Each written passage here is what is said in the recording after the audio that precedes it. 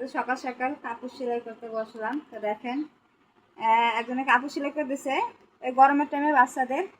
তো এটা সেলাই করছি, তারপর বলতেছে যদি কাপড় থাকে একটা নিমা বানাই দিয়েন। নিমাটা মনে করেন যে বানানো হয়ে গেছে, অল্প একটু কাপড় ছিল, তো ওই কাপড়টা দিয়েই বানাই। নিমাটা বানাইছে আর নিমাটা দেখেন সুন্দরও হয়েছে, কিন্তু যে একটা প্রবলেম হয়ে গেছে, নিমাটা একটু ছোটো হয়ে গেছে। আর একটু কাপড় যদি থাকলে হয়, মানে যার বাচ্চার জন্য বানাইতে বলছে তার বাচ্চা ভালোই বড়, কিন্তু আর অল্প একটু 2 ইঞ্চি লম্বা হলে সুন্দর নিমাটার বাচ্চাও করতে পারতো। আর নিমাটা ভালোই লাগতেছে।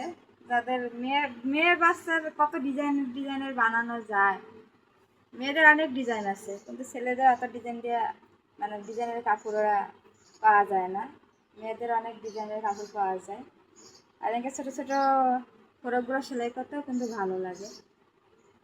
তো এটারই কাপড় বাঁচছিল, আর এটা এনে সালোয়ারের কাপড়, ওটা দিয়ে নিয়ে বানাই দিছি। দেখি যদি অন্য কোনো কাপড় থাকে তাহলে জোড়া দিয়ে দেওয়া যাবে। ভালোই লাগতেছে কাপড়টা, এই কালারের কাপড় হলে আরও ভালো লাগতো।